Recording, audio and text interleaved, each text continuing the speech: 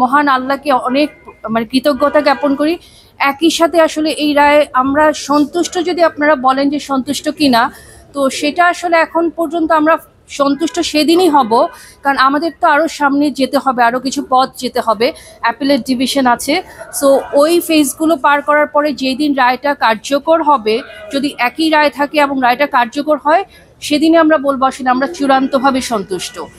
তবে কিছুটা একটা কনসার্ন আমার আছে আসলে বাদী হিসাবে, সেটা হচ্ছে আপনারা জানেন তৎকালীন যে সময় ঘটনাটা ঘটেছিল, ওই সময় আসলে অনেক কঠিন পথ পাড়ি দিতে হয়েছিল আমাদেরকে। মানে এইটার একটা এইরকম একটা সিচুয়েশনে এইটার বিচার করাটা অনেক কঠিন ছিল আমাদের জন্য। সেই ক্ষেত্রে কিন্তু ওই সময় তৎকালীন যে এসপি সাহেব ছিলেন, এসপি মাসুদ সাহেব ছিলেন কক্সবাজারের, উনি কিন্তু অবশ্যই এটা বলা যাবে না যে চেইন অফ কমান্ডের অর্ডার ছাড়া কোনো কিছু হয়। উনি প্রত্যক্ষ হোক বা পরোক্ষ হোক অবশ্যই ওনার ইনভলভমেন্ট ছিল। তো আসলে ওনাকে যে আমরা কোনোভাবেই আনতে পারিনি এই জায়গাটায়, মানে বিচারের আওতায়, সেই জায়গাটায় কিন্তু একটা অসন্তুষ্টি রয়েছে আমাদের। ওই সময় আমাদের কিন্তু আরেকজনের কথা আমি সবার আগে বলি, ওই সময় সবার আগে যিনি আসলে ইনিশিয়েটিভটা নিয়েছিলেন তিনি হচ্ছেন রাওয়ার, আমাদের তৎকালীন রাওয়ার চেয়ারম্যান আফসার স্যার, যিনি এখন কিন্তু বেঁচে নেই। এবং তার সাথে আমাদের এই যে মোশাররফ স্যারও ছিলেন তৎকালীন সেক্রেটারি জেনারেল। ওনারা কিন্তু প্রথমে এসে ইনিশিয়েটিভগুলো নিয়েছে, এত একটা বৈরী পরিবেশেও কিন্তু ওনারা সামনে এগিয়ে এসেছিলেন। তো আমি কিন্তু ওই অসন্তুষ্টির জায়গাটা বলছি যেটা আছে, এসপি মাসুদকে উনি কিন্তু ধরাছোঁয়ার বাইরে রয়ে গেলেন। উনি তৎকালীন এসপি হওয়া সত্ত্বেও উনি কিন্তু ধরাছোঁয়ার বাইরে রয়ে গেলেন।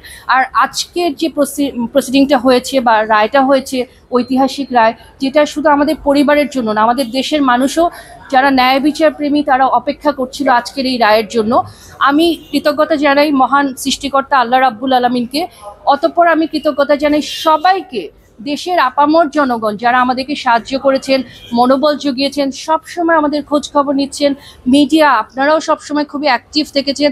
আমাদের রাওয়ার বর্তমান চেয়ারম্যান স্যার, যিনি আমাদের আব্দুল হক স্যার, উনিও কিন্তু এই প্রসেসটাতে প্রথম থেকেই কিন্তু ওনার ইনভলভমেন্ট রয়েছে এবং উনি আমাদেরকে অনেক সহযোগিতা করেছেন।